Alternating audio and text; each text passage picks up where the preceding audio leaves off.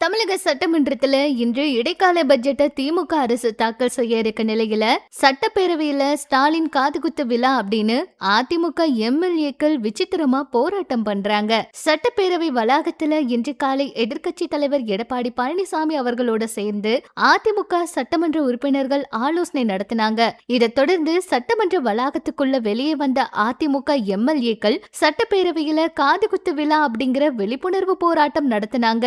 கடந்த 4.5 ஆண்டு காலத்துல பட்ஜெட்ங்கிற பேர்ல தமிழக மக்களுக்கு திமுக அரசு காது குத்தி இருக்காங்க அப்படிங்கறத மக்களுக்கு உணர்த்தும் வகையில வெளியிட்ட காதுகுத்து விழா அழைப்பிதழ்ல 4.5 ஆண்டுகளா பட்ஜெட்ங்கிற பேர்ல தமிழ்நாட்டு மக்களுக்கு நடத்தப்படுற மாபெரும் காதுகுத்தும் விழா இந்த வருடமும் வெகு விமர்சையாக நடைபெற உள்ளது. பிப்ரவரி 17 தமிழக சட்டமன்றம் காலை 10 மணி முதல் இவ்விழாவுக்கு தலைமை தாங்குபவர் மாண்புமிகு தமிழ்நாடு முதலமைச்சர் மு.க. ஸ்டாலின், மாண்புமிகு நிதியமைச்சர் தங்கம் தென்னரசு அவர்கள் முன்னின்று காது குத்துவார். இந்த மாதிரி அவங்க சமூக வலைதளங்கள்ல பதிவிட்டது ரொம்ப வைரல் ஆயிட்டு இருக்கு. சொத்து வரி, வீட்டு வரி, மின் கட்டணம்னு பல்வேறு முறைகள்ல மொய் வைக்கலாம் அப்படின்னு கூறப்பட்டிருக்கு.